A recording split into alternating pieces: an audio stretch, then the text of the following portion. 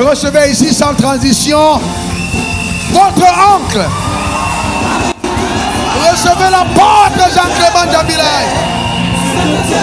Je t'imagine-toi, je t'imagine-toi, avec toute la foi en ce lieu, ce que Dieu peut faire, ce que Dieu peut faire. Le miracle, les appels à celui qui peut tout, il agira, il agira.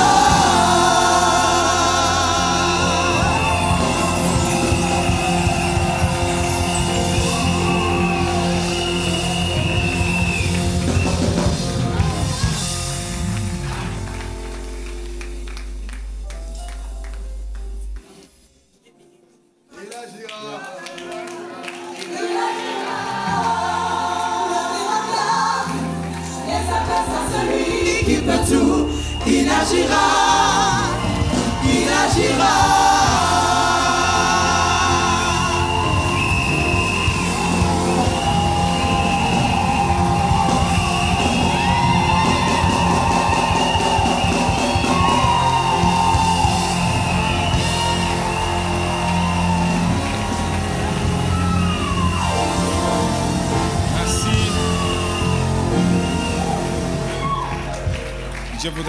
Je voudrais ici rendre grâce au Seigneur pour ce moment. Lui dire merci de tout cœur pour cette famille extraordinaire que vous êtes pour nous. Ensemble avec mon épouse, nous vous aimons. Vous êtes très précieux et nous disons merci au Seigneur pour cela. Mon frère, mon ami Raoul Wafo et Daniel Wafo, ensemble avec mon épouse, nous sommes vraiment très touchés par toutes ces belles paroles. Des fois, vous avez des choses, mais vous ne savez pas comment il faut les exprimer. Nous partageons les mêmes sentiments et les dires du haut de la chair. Et plusieurs sont en train de nous suivre au-delà de ceux-là qui sont dans cette salle. Et ça nous va droit au cœur. Nous sommes très touchés et nous prions le Seigneur pour que cette connexion, que nous puissions encore aller à un nouveau palier, aller encore très loin avec le Seigneur. Vous êtes une consolation et des fois, nous n'avons même pas à chercher. Quand on a beaucoup d'amis, ça crée encore beaucoup de problèmes. Vous avoir dans notre vie, c'est tellement précieux. Nous sommes vraiment en tout cas très contents que vous puissiez être parmi les gens sur qui nous pouvons compter en toutes circonstances. Nous sommes vraiment dans la joie. J'ai voulu que ma femme monte du haut de la chair pour vous dire devant le monde entier que nous vous aimons réellement. Merci. Merci beaucoup. Nous aimons la manière dont ces couples aiment le Seigneur, servent le Seigneur. Non, vous êtes vraiment des modèles. Il y a des choses, quand vous les faites, nous regardons, nous disons que non, waouh, quelle complicité, quelle faveur que Dieu a mis sur vous et vous transmettez cela. Parmi les choses dont tu es précis, c'est que tu es vrai. Le révérend Raoul Wafo, quand il n'aime pas quelque chose, il te dit. Quand il aime, il te dit. Et ça c'est vraiment parmi les qualités. Nous sommes vraiment très contents et nous recevons toutes ces paroles. Nous les retournons encore chez vous. Nous disons que la grâce et la faveur de Dieu demeurent sur nos couples. Amen. Merci. Merci.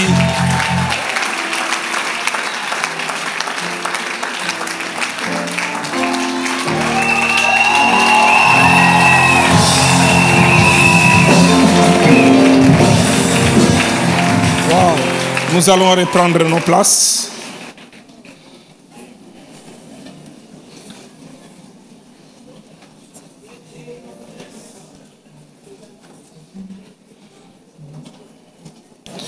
Vous savez, quand le révérend Raoul Wafo vient à Lubumbashi, je ne force pas. Donc, comme je l'ai dit, je lui donne vraiment en tout cas la place qu'il faut.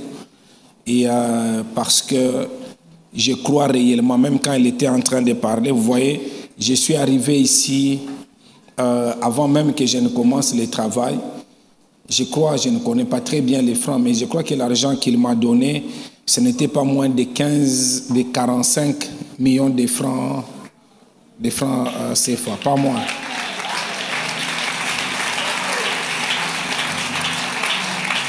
Pas moi. Et comme je l'ai dit, nous avons un programme à la fin du mois. Et j'ai pris dans cet argent, je crois, l'équivalent de 6 millions.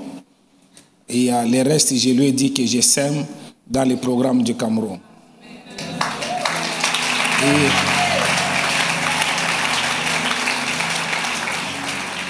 Et ce matin, alors que nous étions dans un très bon culte, il y a quelqu'un qui avait semé, je crois, 13 millions. J'ai dit que non, je vais s'aimer plus.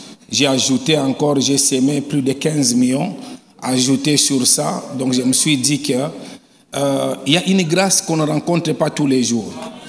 Et ça, le révérend Raoul a compris cela. Et je suis aussi comme ça. Même tous les cultes ne sont pas les mêmes.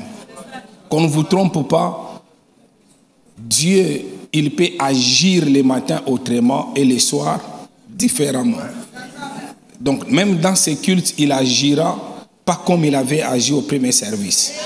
Il faut simplement que tu sois disposé pour recevoir cela.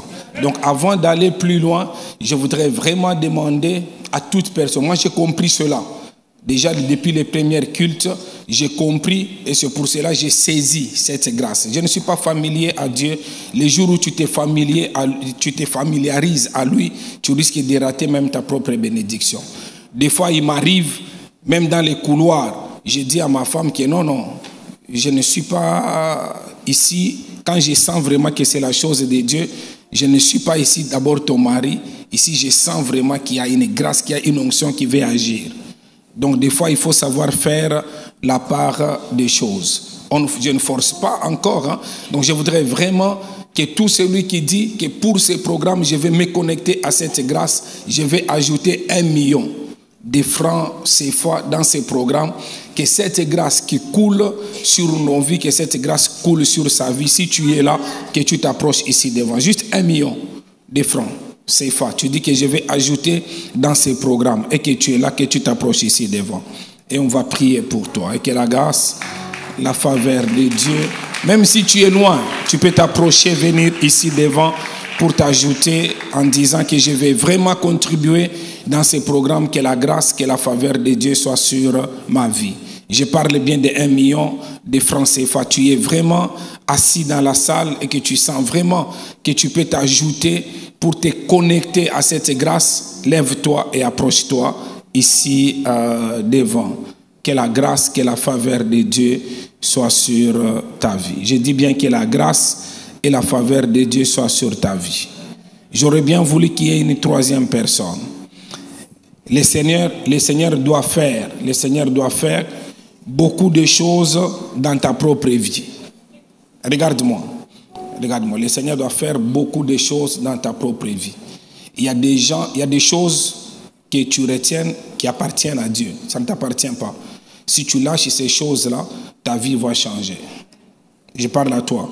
Si tu lâches ces choses-là, ta vie doit changer. Donc, il y a des choses, même l'argent que toi tu as, ça ne t'appartient pas. Ça appartient à Dieu. Il faut que tu lâches cet argent. Si tu libères cet argent, tu vas voir ce que Dieu va faire dans ta propre vie. Il y a même des engagements, il ne faut pas les prendre que ça tarde. Si ça tarde, c'est en train de faire arrêter ta vie. Tu as une vitesse devant toi. Une grande vitesse, mais ça s'arrête tout simplement à cause des choses que tu retiens de Dieu. Parmi ces choses, il y a l'argent de Dieu que toi tu gardes. Libère cet argent et tu verras ce qui va se passer dans ta propre vie. Je m'adresse à toi. Ça, c'est une parole particulière à toi. Et que la grâce et la faveur de Dieu soient sur vos vies. Donnez-moi vos mains. Seigneur, bénis ces mains. Qu'une grâce particulière accompagne tes enfants. Multiplie leurs avoirs. Que l'argent soit leur esclave. Au nom de Jésus-Christ. Amen. Pendant qu'ils rentrent à leur place, nous acclamons encore une fois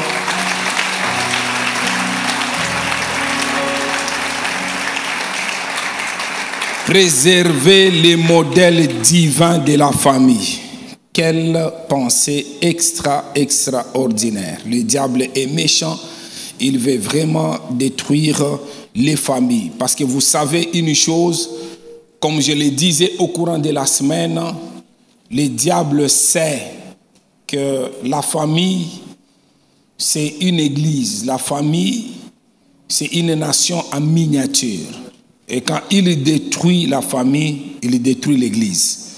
Quand il détruit la famille, il détruit la nation.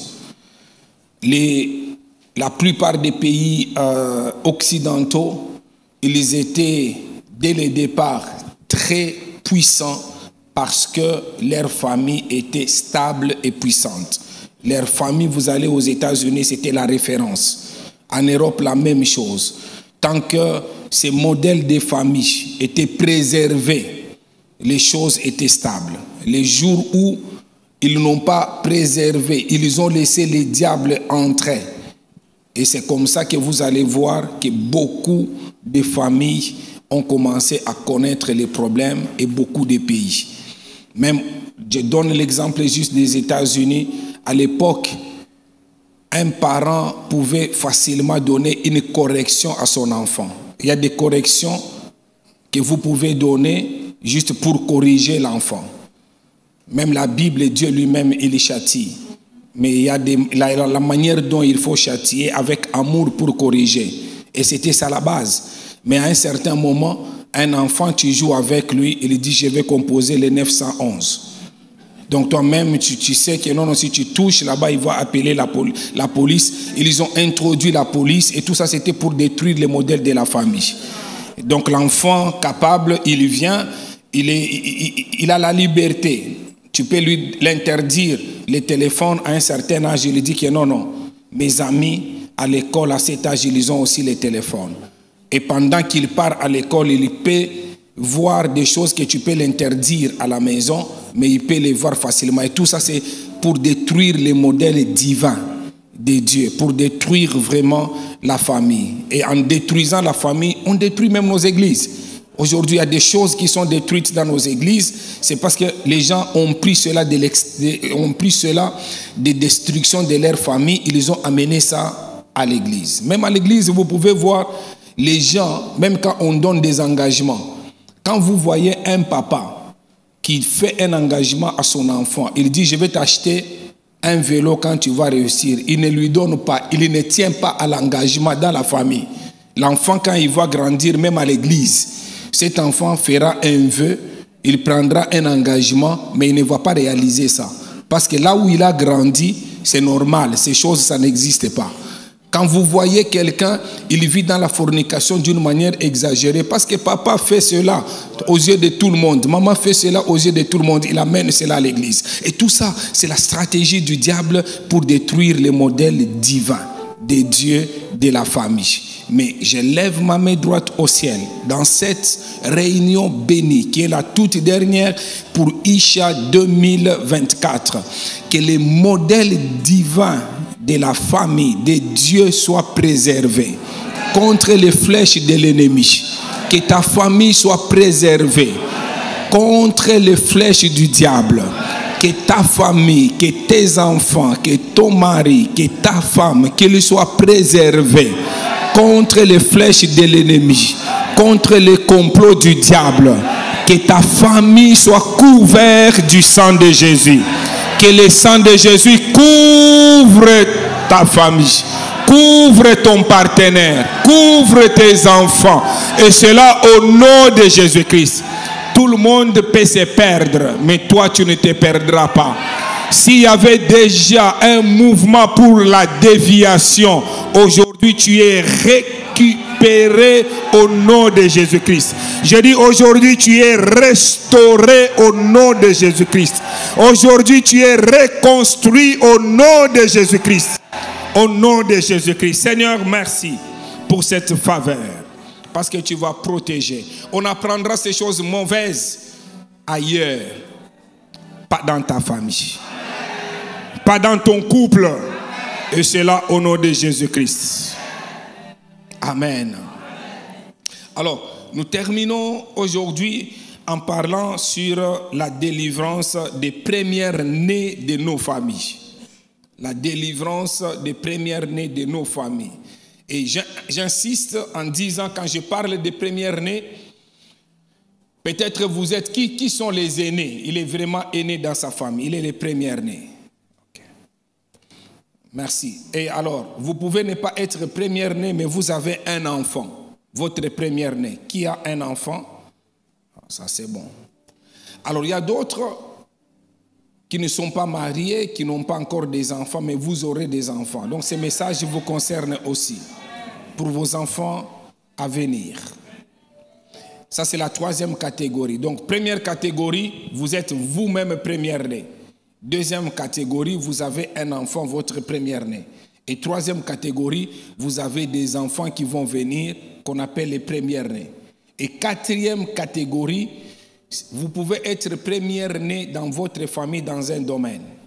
Comme j'ai donné l'exemple, vous êtes toutes les filles, mais vous êtes la première à avoir un mariage vrai. Quand je dis un mariage vrai, c'est-à-dire l'État vous reconnaît marié, la famille vous reconnaît marié et l'Église vous reconnaît marié. Parce qu'il y a beaucoup de gens qui ne sont pas dans un vrai mariage. Il y a beaucoup de gens qui sont dans les mariages où seulement lui-même s'est convaincu et l'État ne le reconnaît pas. D'ailleurs, j'annule ces mariages-là. Si vous êtes dans cet état, Dieu est capable de vous ramener à la bonne voie. Ah oui, c'est ça, préserver les modèles divins.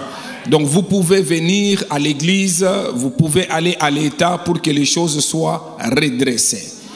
Alors, vous pouvez être dans une famille où tout le monde, vous avez eu des bons diplômes. Il y a des familles où ils n'ont pas eu la grâce d'étudier. Mais il y a des familles où vous voyez vraiment que tout le monde, ils sont des intellectuels. Ils ont fait des bonnes études. Et tous, ils sont des diplômés. Mais ils ne percent pas. Mais Dieu peut permettre qu'une seule personne, que ce soit toi, tu perces, tu es le premier à avoir un bon poste, à avoir une bonne fonction. Et à cause de toi, on peut découvrir les autres membres de ta famille. Alors peut-être c'est déjà ton cas. Tu es le premier dans ta famille à construire une belle maison. Tout le monde est locataire. Tu es le premier dans ta famille à avoir un niveau que personne n'a jamais atteint. Tu es le premier dans ta famille à être un vrai chrétien. Tu es le premier dans un domaine. Donc tout ça, c'est dans la rubrique des premières-nées.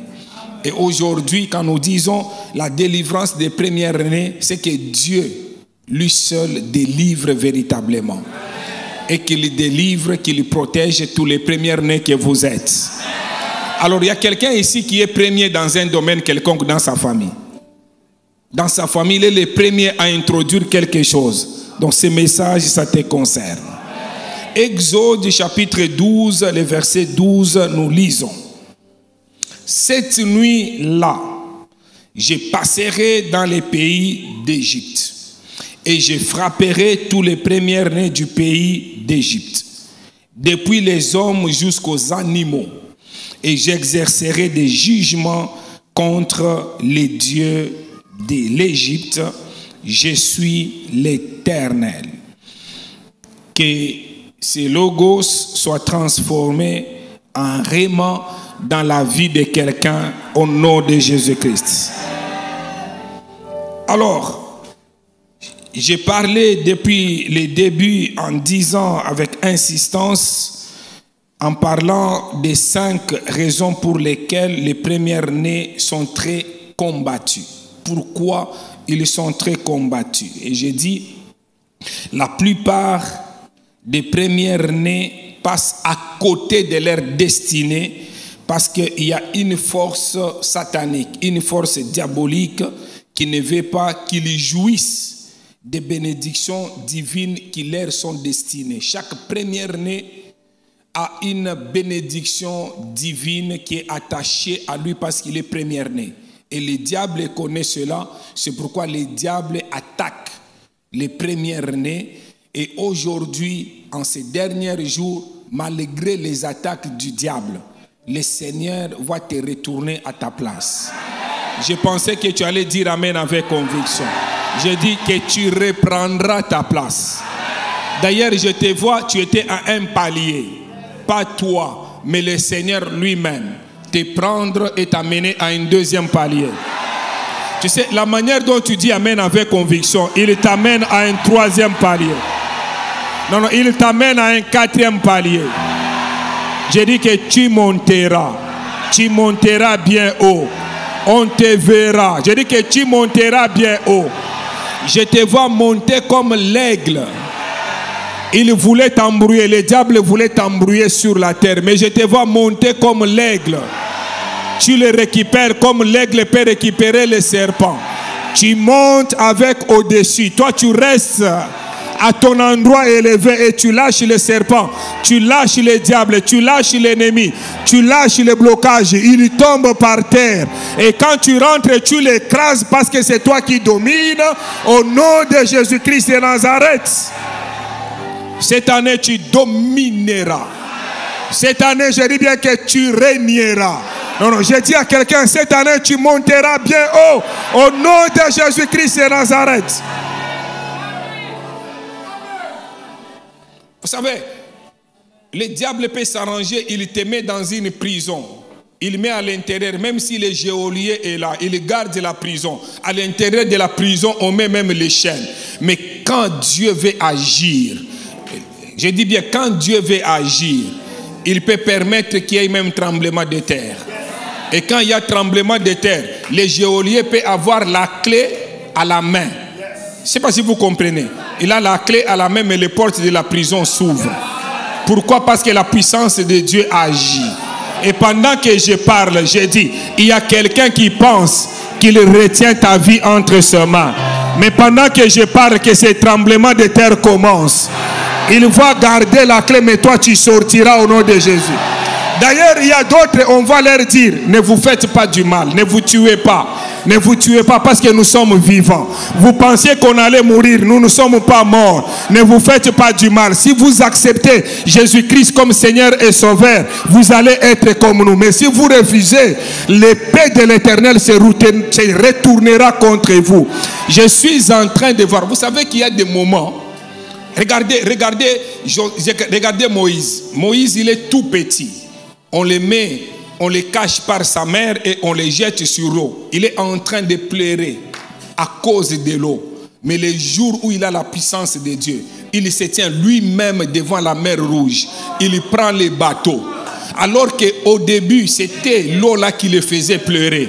Mais quand il devient homme, quand il devient véritablement homme, il a les bateaux devant la même mer qu'il avait fait pleurer.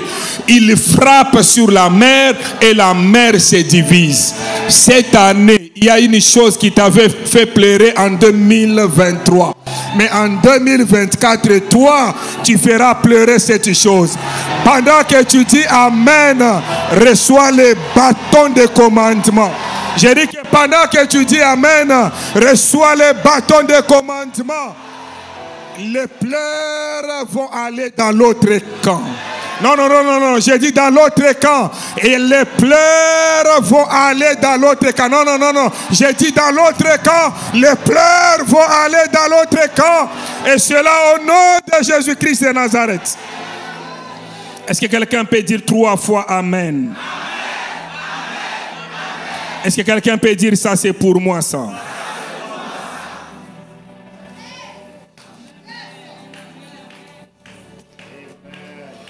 Alors, que la grâce de Dieu soit sur ta vie. Alors, j'ai parlé sur les 5 raisons pour lesquelles les premiers-nés sont combattus par Satan. J'ai donné les 5 raisons pourquoi les premiers-nés sont combattus par Satan. Et vendredi, j'avais parlé sur la première raison en disant les premiers-nés, c'est un pionnier, c'est une porte pour sa famille. Et le diable connaît. Donc tu es le premier à introduire les souffles de vie, donc des frères qui sont en train de venir, tu es le premier et tu es une porte pour la famille.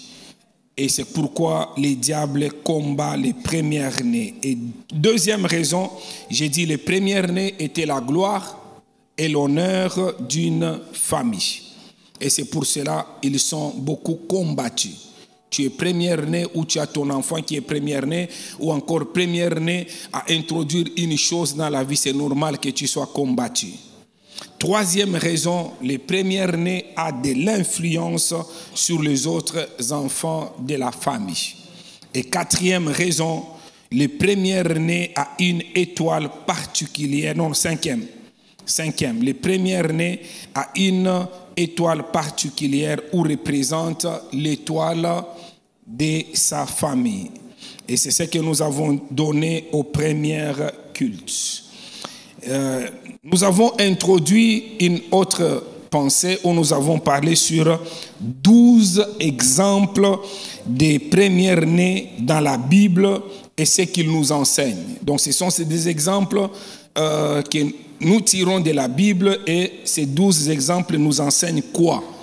Et de là, nous avons introduit en disant qu'il y a des exemples dans la Bible des premières-nés qui sont passés à côté de leur destinée, qui ont commis beaucoup d'erreurs, qui les ont disqualifiés et ils ont connu beaucoup de souffrances. Mais en écoutant ces messages, même s'il y avait des erreurs, n'oubliez pas, j'ai dit ceci. Une femme avait le dos courbé pendant 18 ans. Elle est allée chez les médecins n'ont pas trouvé la réponse. Mais le jour où elle rencontre Jésus-Christ, le dos qui était courbé a été redressé. Donc même une chose impossible à redresser, seul Jésus-Christ est capable de redresser. Même un cœur difficile à changer, seul Jésus-Christ est capable de changer. Et c'est pour cela que tu dois comprendre que malgré les erreurs qui ont été commises par le passé, aujourd'hui Dieu va redresser cette situation. Je dis que si tu es première-né et que tu es en train de connaître les souffrances, aujourd'hui Dieu est capable d'arrêter cela. Alors, en parlant de ces 12 premières-nés de la Bible qui ont raté leur propre vie, j'ai soustrait un qui est aussi les premières-nés de la nouvelle création. Lui, je l'appelle Jésus-Christ de Nazareth. Donc, toute la nouvelle création a un premier-né. Il s'appelle Jésus-Christ de Nazareth. J'aime bien l'appeler notre Pâques immolé. J'aime bien l'appeler le roi des rois, le Seigneur des seigneurs. Le seul qui dit un mot et la chose arrive. Il est le maître des temps et des circonstances. Donc il est au-dessus, en dehors des circonstances. Donc malgré ce que tu peux connaître, il y a toujours un temps pour chaque chose. Un temps pour pleurer, un temps pour se réjouir. Mais lui, il est au-dessus de ça. Les narcisses de Saron, les lits des vallées, l'agneau de Dieu immolé, Père éternel, la lumière du monde, le sel de ce monde a un nom et son nom c'est Jésus-Christ de Nazareth. Il est là et c'est lui qui nous a réunis aujourd'hui. Il veut que tu comprennes que par lui les choses peuvent changer. Il est le prince de la paix. Si tu as besoin de la paix a une adresse. Cette adresse a un nom. Et ce nom-là c'est Jésus-Christ de Nazareth. Tu as besoin de la joie a une maison. Cette maison a un nom. Et son nom c'est Jésus-Christ de Nazareth. Ah, tu as besoin de la vie a un nom. Et ce nom-là, c'est Jésus-Christ de Nazareth. Pendant que tu dis Amen, qu'il te donne la vie. Pendant que tu dis Amen, qu'il te donne la paix. Pendant que tu dis Amen, qu'il te donne la joie au nom de Jésus-Christ. Le seul capable, le diable pensait qu'il va l'amener à la croix, que c'était la fin, alors que c'était le commencement. Ah oui, le diable pense qu'il t'amène dans cette souffrance, c'est la fin, alors que c'est le commencement d'une histoire avec toi. Il l'a amené même dans le séjour des morts, premier jour, deuxième jour, troisième jour. Quand il entre dedans, bien aimé dans le Seigneur, donc il complique même les calculs du diable dans le séjour des morts. C'est comme ça que quand il sort, le diable ne s'imaginait pas. 3 jours après, il est sorti bien aimé dans le Seigneur. Donc il a vaincu même la mort. Non, je ne sais pas si tu comprends. Il a vaincu même la mort. C'est celui-là qui est le premier-né de toute la création. Si lui, il a réussi, tu es condamné à réussir. Non, non, je dis que si lui, il est l'étoile, tu es condamné à briller comme une étoile. Non, non, je parle de Jésus-Christ de Nazareth. Non, non, je parle de Jésus-Christ de Nazareth. Vous savez, les testaments, quand quelqu'un vit, c'est ton père. Tant qu'il vit, même s'il a écrit le testament, tu ne peux pas jouir de certains droits. C'est pourquoi la Bible dit, les testateurs, tant qu'il vit, c'est normal. Tu peux être fils, mais tu ne peux pas avoir le privilège de jouir de ses biens. Et c'est comme ça qu'il a voulu confondre les diables pour l'amener au niveau où il devait mourir pour te laisser toi tous les pouvoirs. Et c'est comme ça, bien aimé, qu'il a accepté la mort de la croix. Et il écrit dans les testaments pour que toi, tu puisses avoir la vie, que toi, tu puisses avoir la bonne santé, que ton étoile puisse briller, afin que tu puisses recevoir ces testaments-là. Et pendant que tu dis Amen, que ces testaments soient entre tes mains, au nom de Jésus-Christ. Et vous savez, c'est comme ça que quand il ressuscite lui-même, il ne voulait pas te battre pour qu'il récupère les testaments. C'est comme ça qu'il est resté sur la terre 1 jour, 2 jours, et puis après, il dit que non, non, petit, ton testament c'est pour toi. Donc je ne vais pas changer le testament. C'est pour cela qu'il a décidé, au lieu de rester ici, il est monté, l'ascension. Parce qu'il dit que non, non, si je garde le testament ici, nous allons nous battre avec lui. Maître comprend très bien ce que j'ai dit. Maître comprend, c'est juridique. On ne peut pas écrire le testament pour la deuxième fois. Donc il dit que non, non, maintenant, garde le testament, moi je pars.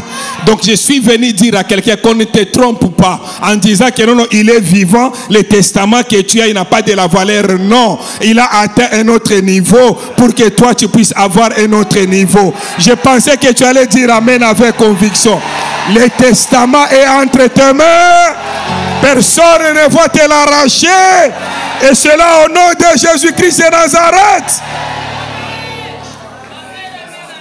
Amen. Amen. Il a été immolé afin que par la mort, par la destruction, les rejets, par les malheurs, la honte, pour que toi tu sois le véritable premier-né dans ta famille où tu vas prier, où tu n'auras pas la honte, où tu n'auras pas les malheurs, où tu n'auras pas de souffrance. Pendant que je dis Amen, que cela soit ainsi pour toi au nom de Jésus-Christ. Alors je parle sur les exemples.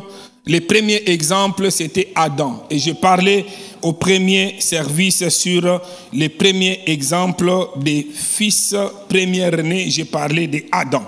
Et à ce culte, je parle sur le deuxième exemple. Je parle de Caïn.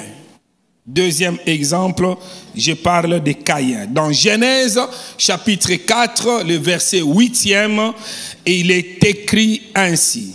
Genèse, chapitre 4, verset 8. Cependant, Caïn adressa la parole à son frère Abel, mais comme ils étaient dans les champs, Caïn se jeta sur son frère Abel et le tua. Ici, j'aimerais que vous puissiez comprendre que les premiers-nés d'Adam étaient Caïn. Caïn et son frère Abel ont offert chacun un sacrifice à Dieu. Quand vous lisez la Bible, vous allez voir, tandis que le sacrifice d'Abel était accepté, celui de Caïn était rejeté. Et juste à cause de cela, ce qui a poussé Caïn à tuer son propre frère Abel. Et Dieu n'est pas resté indifférent. Dieu l'a maudit et a fait de lui un vagabond sur la terre. Vous savez que dans la famille, à cause d'une préférence ou à cause d'une jalousie, la mort peut entrer. Même si vous voulez préserver le modèle divin, quand le diable est dedans, le diable peut amener une confusion, il peut amener la mort. Et pendant que je parle, si c'est déjà comme ça dans ta famille, je dis, il n'y aura pas la mort, et cela au nom de Jésus-Christ. Si la mort était déjà entrée, je chasse cet esprit au nom de Jésus-Christ.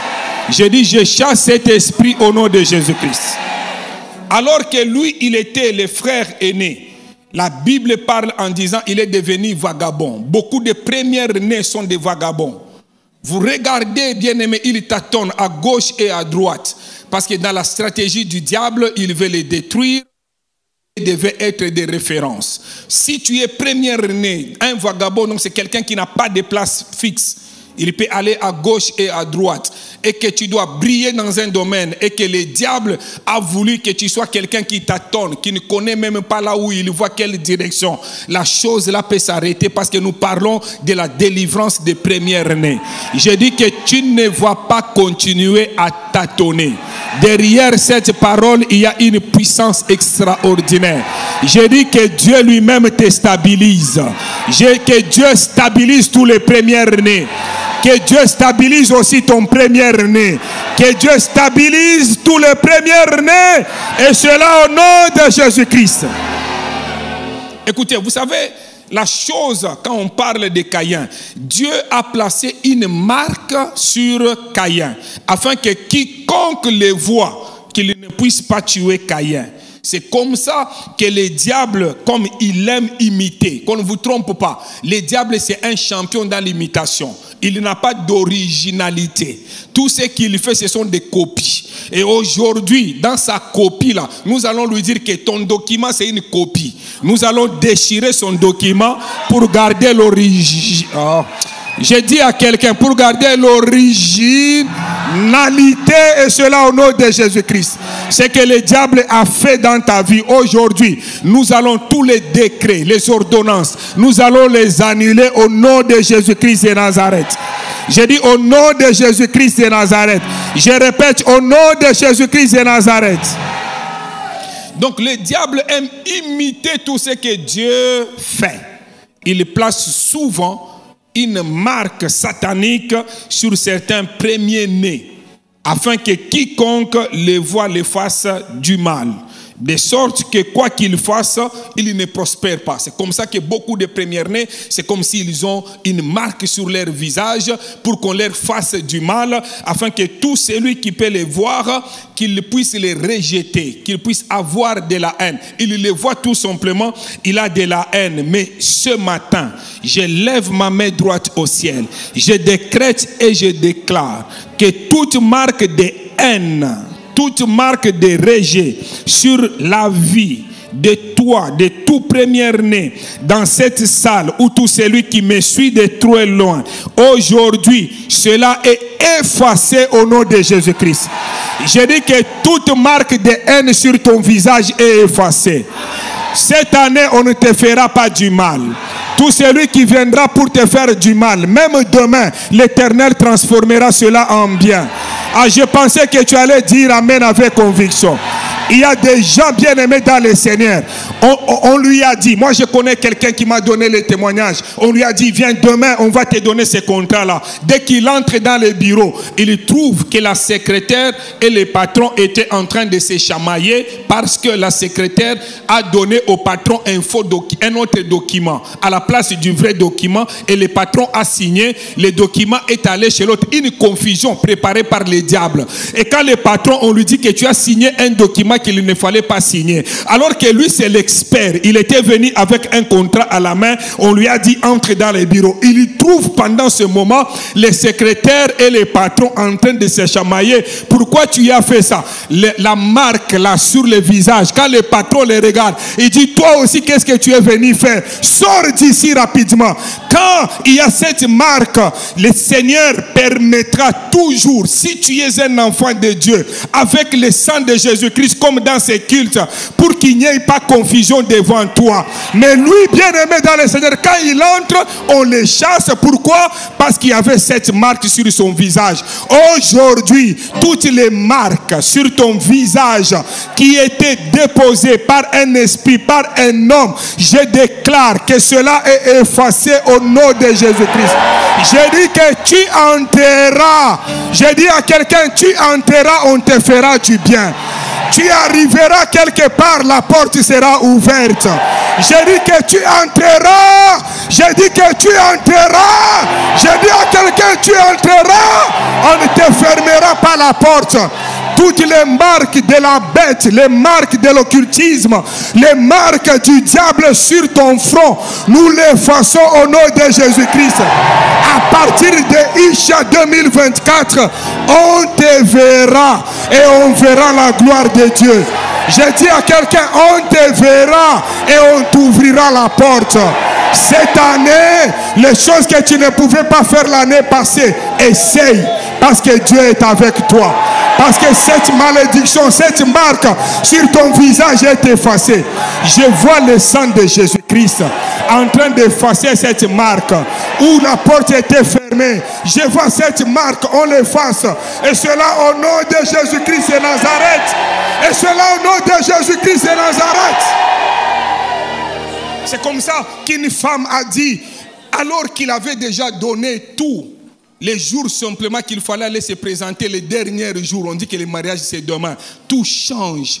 Donc tout a commencé bien, mais tout d'un coup, à un moment, tout change. C'est comme si sur ton visage, on a marqué que toi tu ne réussiras jamais. On a marqué que toi tu auras toujours les mal, les mauvaises choses et les souffrances. Mais aujourd'hui, cette marque-là est effacée au nom de Jésus-Christ. Je pensais que tu allais dire très fort, yes! Je pensais que tu allais dire très fort, ça c'est pour moi ça. Je pensais que tu allais dire 3 fois Amen.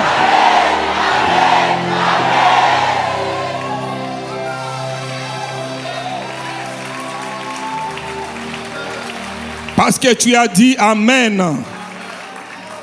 Que la marque d'amour soit placée sur ton visage. Je dis que la marque de bénédiction soit placée sur ton visage.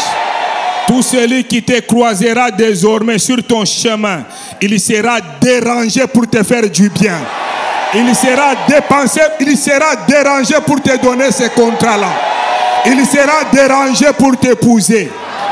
Vous savez qu'il y a des gens, il peut avoir, aujourd'hui il a une fiancée, il laisse, demain il laisse. Et le jour où il voit t'avoir toi, il sent lui-même qu'il est condamné, obligé d'aller tout droit jusqu'au mariage.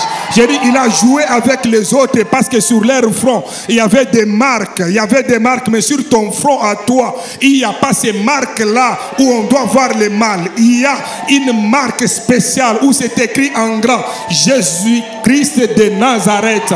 C'est lui qui attire, c'est lui qui attire. J'ai dit que tu vas attirer cette année. J'ai dit que tu vas attirer cette année. J'ai dit que tu vas attirer cette année. Et cela au nom de Jésus-Christ. Les gens seront dérangés pour te faire du mal. Quand ils chercheront à te faire du mal, et même ils ne vont pas dormir, ils seront dérangés. Et cela au nom de Jésus-Christ. Je dis cela au nom de Jésus-Christ. Je dis cela au nom de Jésus-Christ.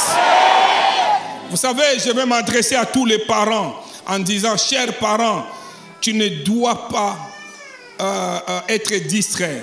Tu dois te battre pour que ton premier-né ne soit pas un aigri. Pour que ton premier-né ne soit pas incomplexé.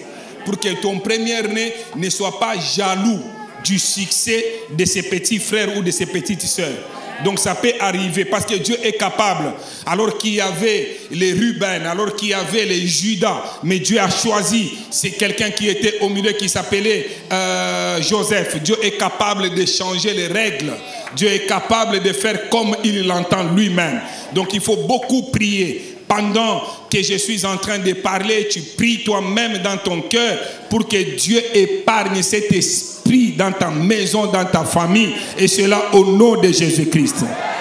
Vous savez, dans nos familles, les problèmes surviennent souvent entre les enfants lorsque les plus petits réussissent plus que les plus grands. Souvent. Quand c'est l'inverse, cela ne crée pas des problèmes. J'ai dit, quand c'est l'inverse, c'est-à-dire quand c'est votre aîné que le Seigneur peut permettre à ce qu'il ait beaucoup plus, qu'il réussisse plus que les plus petits dans la famille, cela ne pose pas souvent de problèmes. Et cela ne doit pas déranger aucunement les membres qui sont dans la famille lorsqu'ils constatent que c'est celui qui est en train de régner, c'est celui qui est en train d'aller de l'avant. Mais lorsque c'est un jeune et que ça crée beaucoup de problèmes. Pourquoi? Parce qu'on sent que celui qui devait être à cette place-là, il n'a pas la place, ça crée des problèmes dans les cœurs, mais Dieu est capable de changer pour que ta famille soit unie, qu'il n'y ait pas ces problèmes, parce que ça peut amener la mort. La mort, c'est l'œuvre du diable. Ça peut amener la jalousie, c'est l'œuvre du diable. La jalousie, c'est méchant, c'est mauvais, c'est de l'occultisme. Il y a beaucoup de gens qui sont jaloux, ils ne veulent pas te voir toi progresser. Donc, Caïn, là où il était, il ne voulait pas voir son frère réussir. Il veut que ça soit lui. Il y a les gens qui aiment trop les moi. Quand ils viennent même à l'église, quand quelqu'un d'autre donne l'offrande, c'est son offrande, mais lui, il se fâche. Parce que lui, il voulait que ça soit lui. Alors que lui, il ne donne pas. Sois calme, ton tour est en train de venir. Il ne faut pas te faire du mal pour rien. Il n'a pas pris ce qui est à toi. Ce qu'il a pris, c'est ce que Dieu lui a donné. Il a donné simplement. Alors quand on est jaloux, on risque de croire. Quand quelqu'un a un bon véhicule, tu regardes, tu entres comme ça. Waouh, Mercedes G63, oh Brassus. Tu regardes comme ça, tu te dis que non, non, comment lui il a un véhicule comme ça? Sois dans la joie parce que les prochains là, ça sera ton véhicule. Quand quelqu'un est millionnaire, sois dans la joie. Parce que la liste des millionnaires sur la terre n'est pas encore clôturée. Vous n'avez pas compris. Même la liste des mariés sur la terre, elle n'est pas encore clôturée. D'ailleurs, tu es le prochain sur cette liste de mariés. Ah, les célibataires. J'ai dit que tu es le prochain sur cette liste de célibataires. De mariés, pardon, au nom de Jésus-Christ. Amen. Mais là où il y a la jalousie, c'est la mort. Amen. La jalousie, c'est mauvais. C'est très noir. Ne sois pas jaloux pour rien. Vous savez que quand tu es jaloux, Dieu permettra que cette personne soit encore élevée. Dieu, dans sa stratégie, il permettra. Les frères, ils étaient jaloux de Joseph. Mais Dieu a créé pour que Joseph brille encore davantage. Ça te fera du mal. Nous allons te voir le matin, tu as maigri alors que tu ne fais pas le régime. Nous allons te voir le matin, tu as maigri alors que... Mais comment ces derniers temps? Alors que tout simplement c'est parce que tu es jaloux. J'ai détruit la jalousie dans ton cœur. J'ai réduit la jalousie dans ta maison. J'ai détruit la jalousie dans ta famille. Et cela au nom de Jésus-Christ. Qu'elle n'entre pas au nom de Jésus-Christ. J'ai dit qu'elle n'entre pas au nom de Jésus-Christ. Si elle était déjà dedans, je chasse cette jalousie au nom de Jésus-Christ de Nazareth. Je dis que je chasse cette jalousie au nom de Jésus-Christ de Nazareth. Je répète avec conviction, je chasse cette jalousie au nom de Jésus-Christ. Vous savez, ce n'est pas parce que tu es première-né dans la famille que cela signifie que tu dois être les premiers en toutes choses sur ceux qui viennent après toi. Non, non. Il y a des choses où ils peuvent être les premiers pour toi. Amen. Non, dites Amen avec conviction. Hein? Dites Amen très bien. Amen. Vous savez, aujourd'hui, aller en Europe, bon, c'est devenu une chose normale. Bon, jusque-là pour les uns, mais pour les autres, c'est encore. Mais mon jeune frère était parti en Europe avant moi. Très vraiment avant moi. Donc je n'avais jamais été en Europe, mais lui il a déjà été en Europe. C'était quelque chose qu'on trouvait normal. Le premier téléphone que j'ai eu, un bon téléphone dans ma vie, c'est mon jeune frère qui m'avait offert ça. Le bon téléphone. Un bon téléphone à l'époque, c'était le Motorola complié. À l'époque là, un très bon téléphone. Ouais, ouais. Ouais, le tout petit Motorola, on était fiers de le mettre sur les pantalons comme ça. Le tout premier.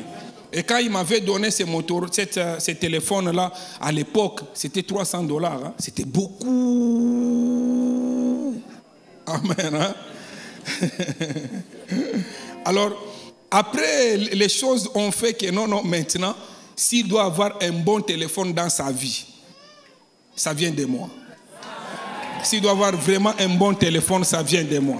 Donc Dieu est capable, il ne faut pas être jaloux pour rien. Tu dois plutôt être très content. Je chasse cette jalousie au nom de Jésus-Christ. Je chasse cette jalousie au nom de Jésus-Christ. Je prie que le Seigneur délivre tous les premiers-nés. Je prie pour que le Seigneur délivre tous les premiers-nés de cet esprit mauvais de la jalousie à l'égard de leurs petits frères, à l'égard de leurs petites sœurs, et qu'il leur accorde la grâce de se réjouir du succès de leurs frères et sœurs. Et cela au nom de Jésus-Christ.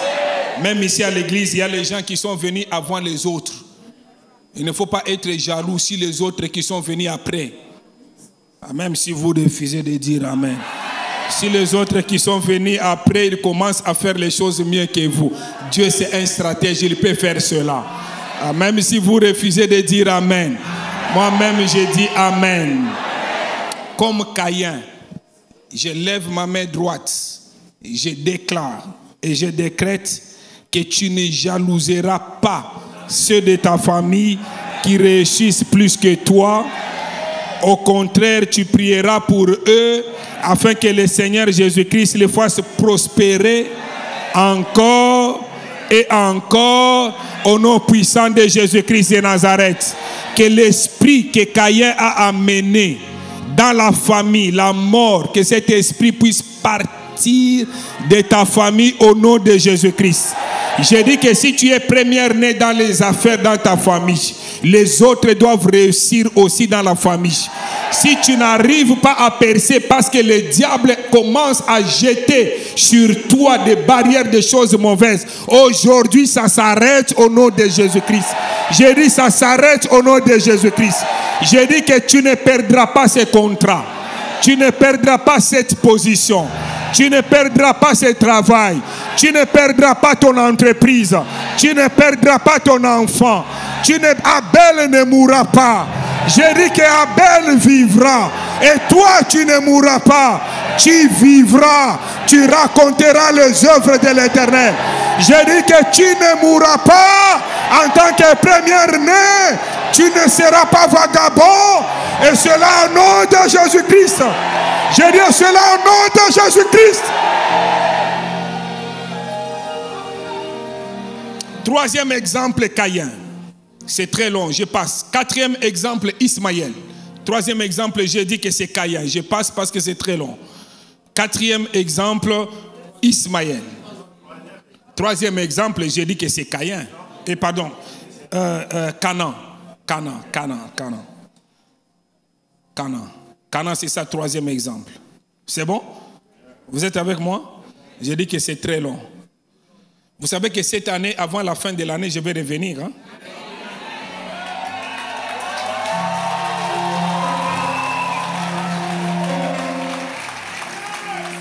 Quatrième exemple, Ismaël. Quatrième exemple. Canaan, il y a des belles choses qu'il faut dire, mais je me dis que si je commence, personne ne va m'arrêter. Vous savez, il y a des stratégies. Quand je commence à parler, vous voyez, je me tiens comme ça. C'est pour que mon frère ne me voie pas. Alors, mais maintenant là, quatrième exemple, Ismaël. Ismaël était le premier-né d'Abraham. Parce que le premier-né d'Abraham n'était pas Isaac. C'était Ismaël. Même s'il était né de Agar. Agar qui était la servante de Sarah. Mais c'était le premier-né d'Abraham. Parce que Sarah ne supportait pas à un certain moment de voir le fils de sa servante. Elle influença Abraham de chasser Ismaël. Alors que c'est Ismaël qui était son premier sang, son premier fils. Abraham, qui était un homme très riche dans sa génération, donnant à Agar et à Ismaël un pain et une outre d'eau, alors qu'il était trop riche. C'est de la méchanceté quand même. Il pouvait leur donner beaucoup de choses pour ces voyages, même s'il les chassait. Vous savez, quand vous êtes première-né, les combats peuvent vous suivre même chez vos parents. Ils peuvent créer des problèmes même là où il n'y a pas, chez vos propres parents. Mais que cette confusion ne soit plus dans ta vie. Et cela au nom de Jésus-Christ. Je dis cela au nom de Jésus-Christ. Ismaël a failli même mourir à cause de la soif dans le désert. Mais toi, tu ne mourras pas. Je dis que toi, tu ne mourras pas au nom de Jésus-Christ. Heureusement que Dieu montra à Agar un puits d'eau en plein désert. Écoutez, il n'y a rien, un désert. Est-ce que vous comprenez cela? Quand on dit désert, c'est désert même là-bas en bas. Désert vraiment. Mais il y avait un puits divin que le Seigneur lui-même avait placé. Suivez-moi. Quand vous êtes mis à part par Dieu, des fois que les souffrances ne changent pas votre connexion, votre amour par rapport à Dieu. Même au milieu des souffrances, Dieu est capable de vous bénir. Quand vous regardez le début de toute l'histoire biblique, vous allez voir que Dieu a commencé à maudire. Il parle, donc c'est la malédiction qui sortait, ce sont des paroles, hein, mais ce sont des paroles qui s'ensuivaient avec la malédiction. Il dit à la femme, toi femme, tu vas accoucher avec douleur. Donc en d'autres termes, la femme devait accoucher normalement. Et puis à la fin, il dit, toi serpent, tu vas marcher ventre sur la terre. Et à l'homme, il dit que toi homme, tu mangeras à la sueur de ton front. Il parle des paroles négatives, hein, mais au milieu de ces paroles, il y a une autre parole positive. Et cette parole, il dit que c'est lui qui sortira de toi, femme, écrasera la tête du serpent. Est-ce que vous comprenez? Au milieu de toutes ces paroles mauvaises, il y a toujours une bonne parole. Donc dans un désert, il y avait toujours un puits quelque part parce que ça vient de Dieu. Je suis venu dire à quelqu'un, malgré tout ce que tu vois qui est noir tout autour de toi, il y a une petite lumière qui brille, qui va briller cette année. Ne vis pas selon l'environnement. Il y a des choses qui ne marchent pas. Dieu m'a dit de te dire, cette lumière va briller cette année au nom de Jésus-Christ. Ne vois pas simplement la souffrance, ne vois pas simplement les blocages, ne vois pas simplement les problèmes. Je suis en train de voir un petit puits. Regarde ce puits-là. De ce puits-là jaillira l'eau. De ce puits-là jaillira la vie. De ce puits-là jaillira la réponse. Elle est en train de venir. Je pensais que tu allais dire 3 fois Amen. Je pensais que tu allais dire yes. Je pensais que tu allais dire gloire à Dieu. Que la lumière entre dans ton cœur. Que la lumière entre dans ta maison. Que la lumière entre dans ta vie. Ne doute pas. Tu es de la race d'Abraham. Fils d'Abraham, fille d'Abraham. Si les gens ne te reconnaissent pas, Dieu te reconnaît. Dieu te connaît. Il me dit de te dire, ne doute pas, ne continue pas à pleurer. Je vois un puits, une petite chose, mais qui amènera un grand témoignage. Et cela au nom de Jésus-Christ de Nazareth. Je peux aller loin? Vous savez, le cas d'Ismaël me fait penser aux premières nées dans une famille recomposée qui vivent avec la mère de ses autres frères et sœurs. Il y a des gens qui sont comme ça. Moi, je viens d'une famille recomposée. Donc peut-être ce n'est pas, il ne faut pas croire que non, c'est anormal. Mais ça peut être comme ça pour toi. Mais Dieu est capable de te sélectionner. Dieu est capable de te distinguer. Ces premières nées, souvent, ils souffrent de beaucoup d'injustices face auxquelles ils ont nécessairement besoin de la main de Dieu. À cause de ces injustices, ils ont nécessairement besoin de la main de Dieu. Et si tu y viens d'une famille recomposée, il y a des injustices dans ta famille, tu me suis de très loin, je te dis que la main de Dieu est capable de redresser les choses. Et s'il n'y a pas la main de Dieu, généralement, ils ont des difficultés, du mal pour s'en sortir même dans la vie. Vous savez, le cas d'Ismaël ressemble aussi beaucoup à celui de Jephthé. Quand vous lisez la Bible, on parle de Jephthé. Jephthé qui était le premier-né de son père, mais avec une femme prostituée. Et ça créait vraiment en tout cas des problèmes. Ce n'est pas lui qui a choisi d'être l'enfant de prostituée. Ce n'est pas toi qui as choisi d'être l'enfant d'une autre mère. Les choses sont venues comme ça. Mais si Dieu a permis que tu vives, il ne faut pas regarder l'origine d'où tu es venu. Il faut regarder à celui qui est capable de redresser. S'il l'a fait avec Ismaël, il est capable de le faire aussi avec toi. Je pensais que tu allais dire Amen avec conviction. Les frères de Jephthé, ses propres frères, lui dirent un jour ouvertement qu'ils ne pouvaient pas hériter avec eux et ils l'ont chassé. Ils ont dit que non, toi, vous savez, la jalousie, même si on pouvait lui donner une petite chose, il pouvait s'en sortir autrement, mais ils l'ont chassé. Et Dieu, dans sa stratégie, ils l'ont chassé, mais un jour, ils ont compris que pour qu'ils évoluent, ils avaient besoin de lui. Dieu, c'est un stratège. Des fois, quand on te chasse à d'autres endroits, accepte de partir. Parce que quand tu partiras, un jour, ils comprendront qu'il fallait que toi, tu sois là. Vous savez, il y a des moments où il ne faut pas s'inviter. il y a des moments où il faut laisser que Dieu lui-même t'invite. Ah oui, il y a des endroits, quand tu arrives, on ne te respecte pas. Tu sors. Parce qu'il y a des endroits, vous savez, quand je suis venu dans ces voyages, ce n'est pas partout où je viens avec ma femme, je suis venu avec mes enfants biologiques. Quand je viens avec eux, parce que je sais qu'ici, je me sens chez moi. On me respecte. C'est pour cela que je peux les amener. Il y a des endroits, quand on ne te respecte pas, toi-même, tu dois prendre des dispositions. Des fois, tu te fais du mal parce que tu te fais inviter toi-même. Laisse qu'il te chasse. Mais Dieu permettra qu'il y ait un problème où toi, tu seras la solution. Pendant que tu dis Amen, comme Jephthé, que Dieu te retourne dans cette réunion au nom de Jésus-Christ. Je dis que Dieu te retourne dans cette réunion au nom de Jésus-Christ.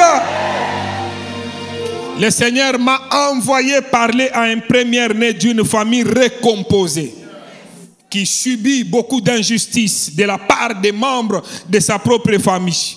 Peu importe les rejets que tu es en train de subir, peu importe la honte que tu es en train de subir, je suis en train de voir le Seigneur te valoriser auprès de tes propres frères, comme il l'a fait avec Jephthé. Ta valeur parlera dans la famille.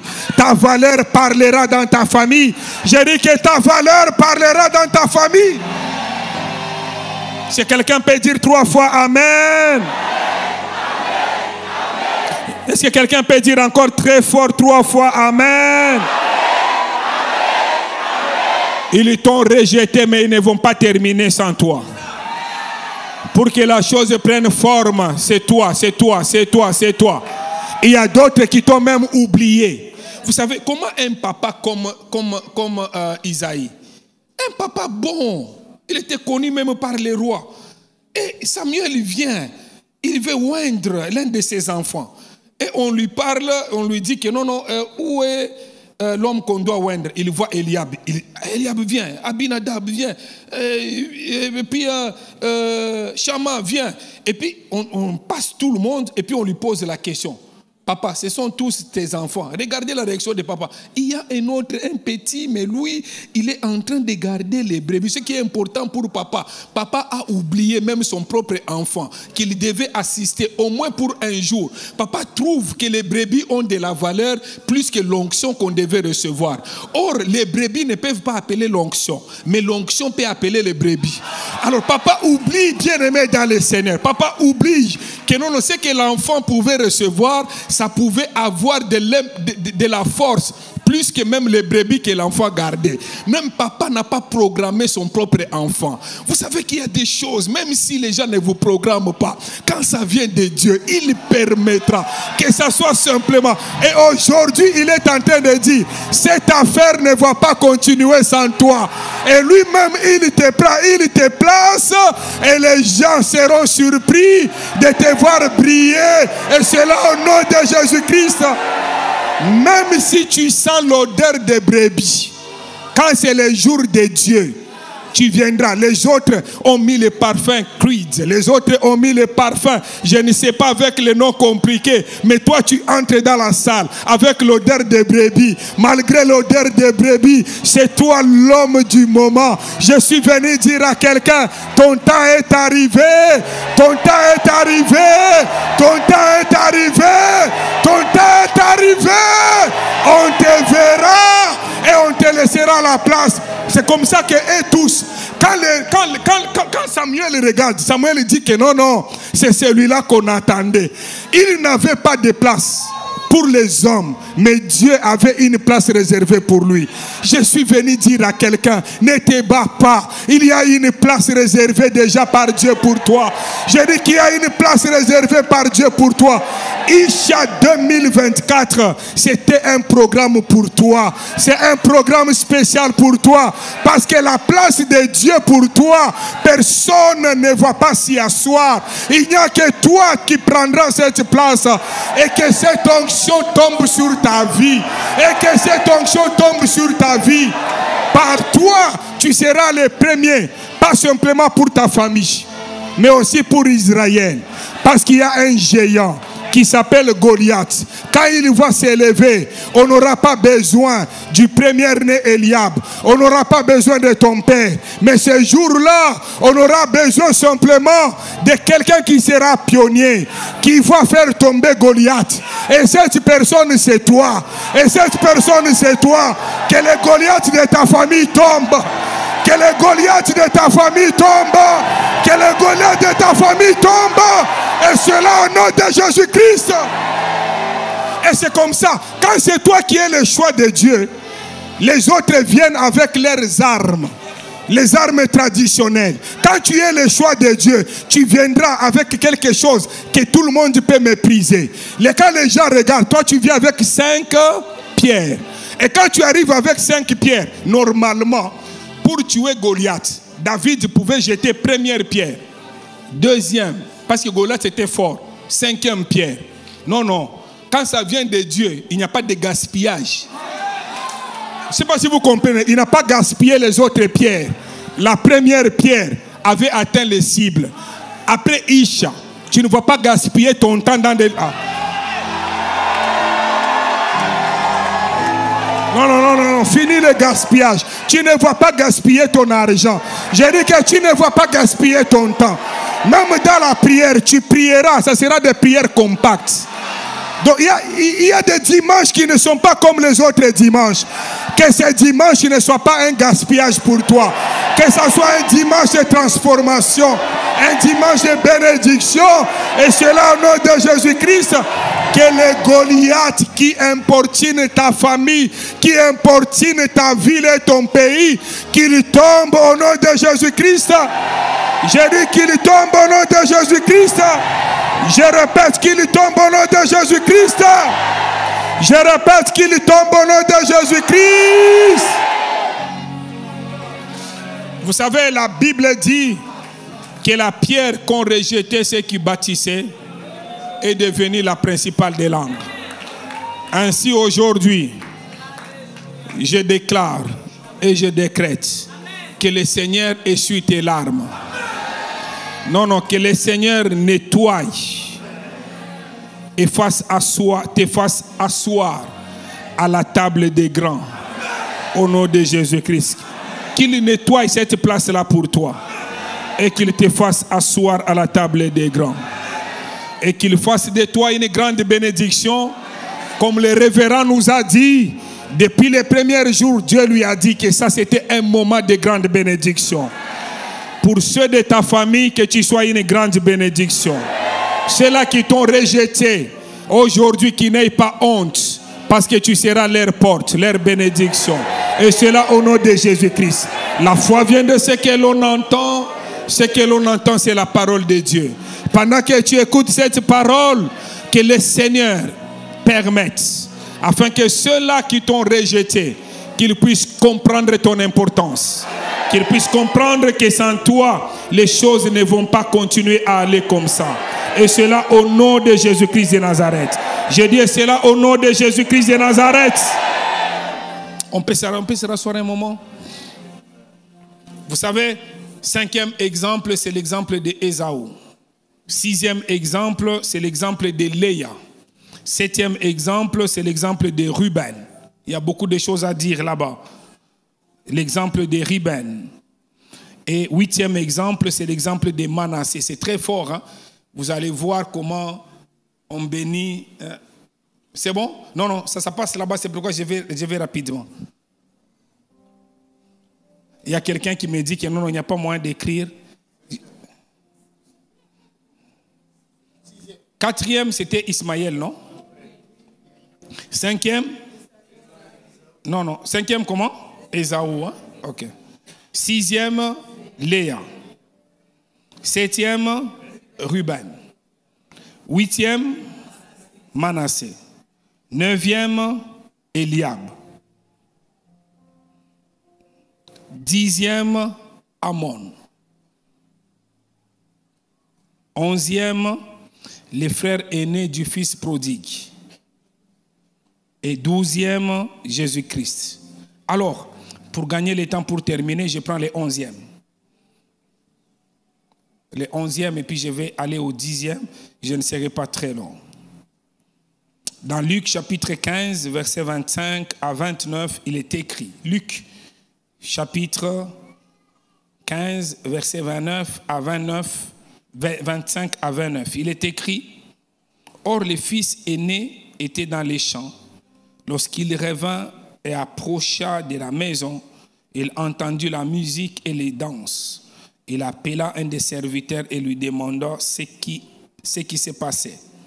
Le serviteur lui dit, « Ton frère est de retour et ton père a tué les veaux engraissés parce qu'il l'a retrouvé en bonne santé. » Les fils, c'est le même texte que moi, non? Vous êtes avec moi? J'entends un peu des murmures. Pardon? C'est bon? C'est bon, ok. Verset 26, pardon. Le fils aîné s'est mis en colère et il ne voulut pas entrer. Son père sortit, le supplia d'entrer. Mais il répondit à son père, « Voilà tant d'années que je suis à ton service sans jamais désobéir à tes ordres et jamais tu ne m'as donné un chèvre pour que je fasse la fête avec mes amis. » Je peux continuer. Et quand ton fils est arrivé, c'est lui qui a mangé ton bien avec des prostituées. C'est pour lui que tu as tué les veaux gras. Mon enfant, lui dit le père, tu es toujours avec moi et tout ce que j'ai est à toi. Alors ici, j'aimerais ne pas faire beaucoup de commentaires, mais dire juste une chose.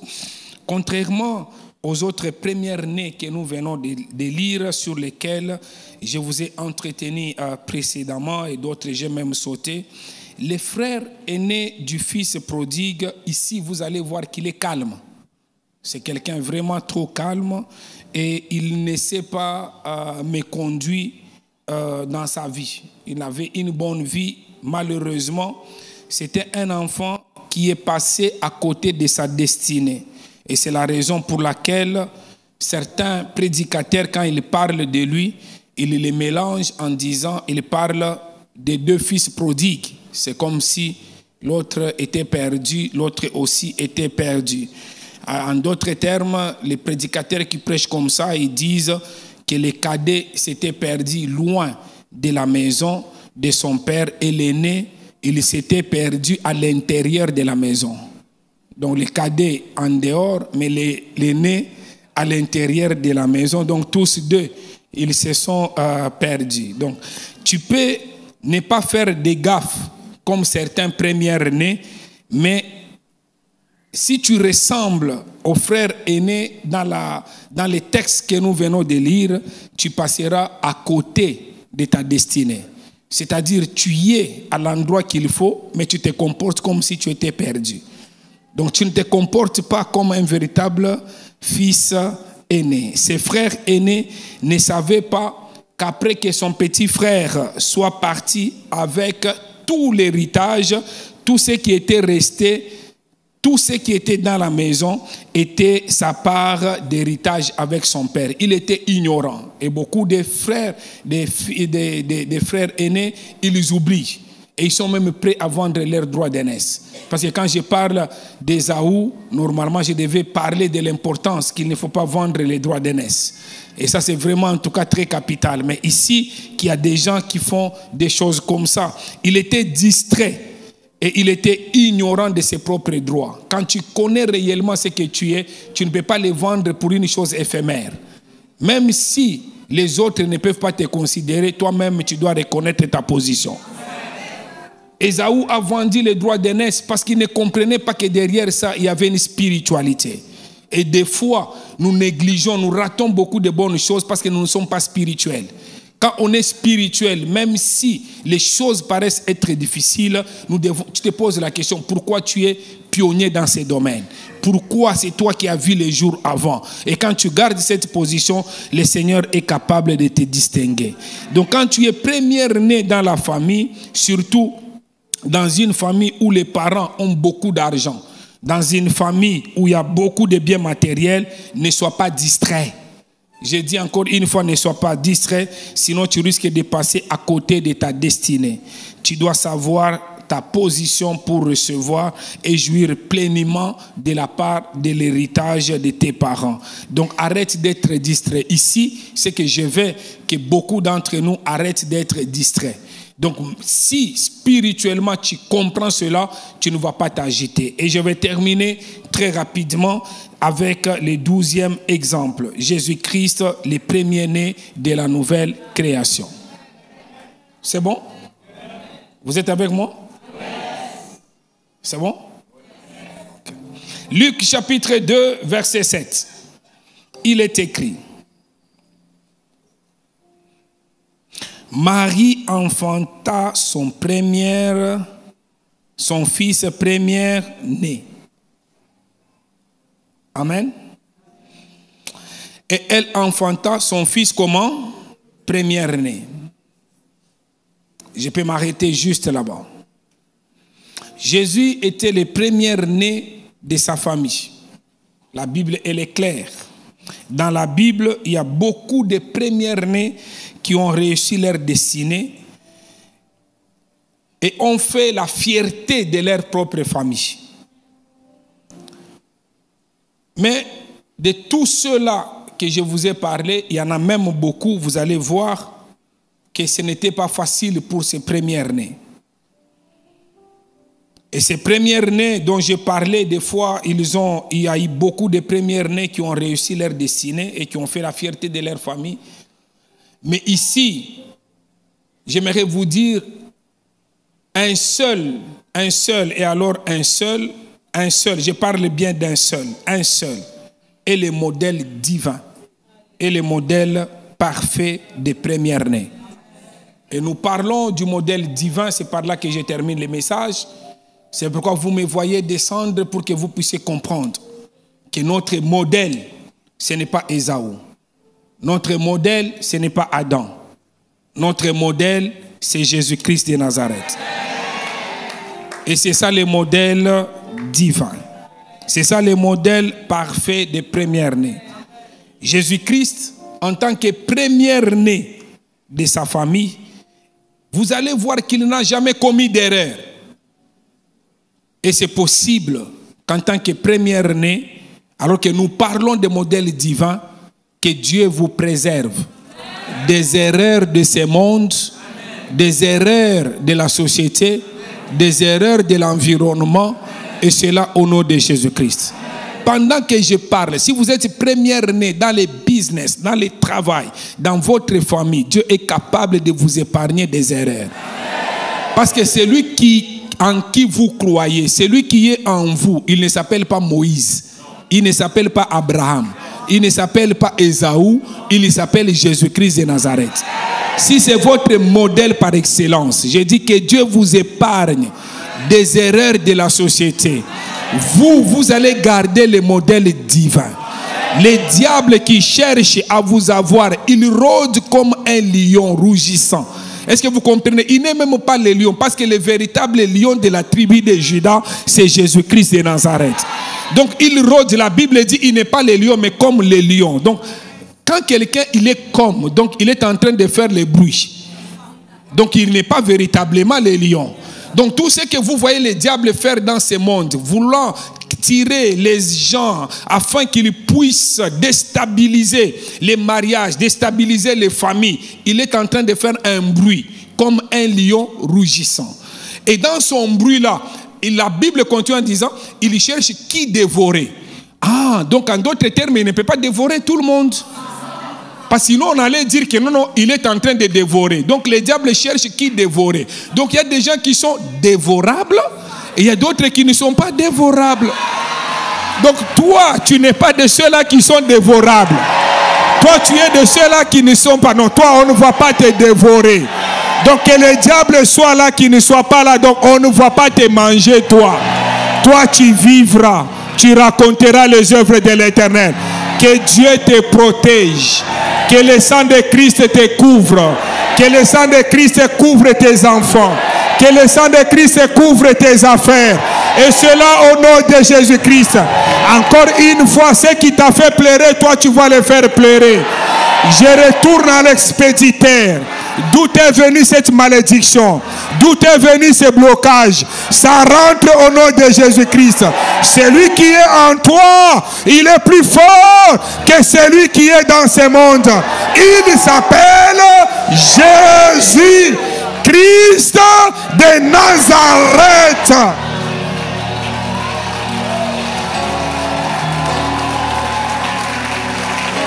Les gens seront étonnés, ils poseront la question en disant, est-ce que peut-il venir quelque chose de bon de Nazareth? Et nous allons leur dire, viens et vois. Parce que Dieu va faire certaines choses. Après Isha, il y a des choses extraordinaires. Venez, venez, venez, voyez ce que Dieu va faire. Que la grâce de Dieu soit sur ta vie. Je dis que la grâce de Dieu soit sur ta vie. Que le modèle divin Jésus-Christ de Nazareth puisse être partie intégrante de toute ta vie. Je dis partie intégrante de toute ta vie. Il n'avait pas commis d'erreur. Il avait une conduite parfaite. Il est possible d'être à son image et de triompher sur toutes les sollicitations négatives. Tel il est, tel nous sommes. C'est possible que quand nous marchons, qu'on puisse les voir à travers nous. C'est possible, bien-aimé dans le Seigneur. L'or et l'argent lui appartient. Qu'on ne te trompe pas que ça appartient au diable. Ça lui appartient.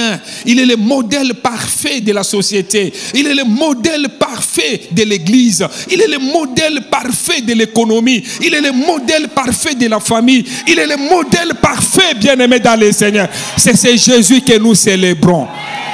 C'est ce Jésus qui est le premier-né de nous tous. Et c'est Jésus qui nous a réunis. Tu cherches un modèle parfait du mariage. Jésus te dit qu'il est lui-même l'époux et que toi tu es l'épouse. Et il a besoin que tu sois sans tache, sans ride. Qu'il soit, et lui-même il te prépare à cela. Quand il voit les tâches, il enlève. Il voit les mauvaises choses, il enlève. Il ne te pose pas la question. Son amour est parfait. Il y a la foi, il y a l'espérance, mais l'amour demeure. L'amour de Jésus-Christ est sans calcul. L'amour de Jésus-Christ est sans intérêt. Il t'aime, bien-aimé dans le Seigneur. Sans calcul, sans intérêt. Je parle de mon Jésus, le plus beau de tous les hommes. Le nom qui est au-dessus de tous les noms, c'est le nom de Jésus-Christ.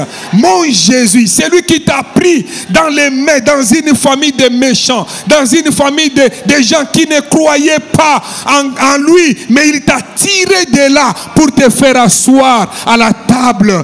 Bien-aimé dans le Seigneur, même si tu es à Lo-Débar, ton roi, le roi pouvait dire, allez me chercher quelqu'un à Lo-Débar, parce qu'il avait alliance avec Jonathan. On est allé chercher Mephibosheth, on l'a ramené à la table. Et toi aujourd'hui, tu as été cherché dans la saleté, dans la boue, à Lo-Débar. Et Jésus te prend, il te ramène sur sa table. Et en ces derniers jours, les jours de la fête, il t'associe à cette fête. Il t'associe à cette fête. Il t'associe à cette fête. Jésus mon roi, Jésus mon sauveur, Jésus mon roi. Si ma vie doit réussir, je ne dois compter que sur toi. Si ma vie doit réussir, je ne dois compter que sur toi, Jésus. Qu'est-ce que le monde peut me donner? Qu'est-ce que le monde peut m'accorder si ce n'est toi, Jésus? Mon roi, mon sauveur. Le Dieu de toutes choses, c'est toi. Le Dieu de toutes choses, c'est toi. Mon modèle parfait, c'est toi. Mon modèle par excellence, c'est toi. Jésus, Jésus. De faible que j'étais, tu m'as rendu fort. De pauvre que j'étais, tu m'as rendu riche. De l'opprobre qui était sur moi, tu m'as donné la gloire. Jésus, tu es roi. Jésus, tu es Seigneur. Jésus.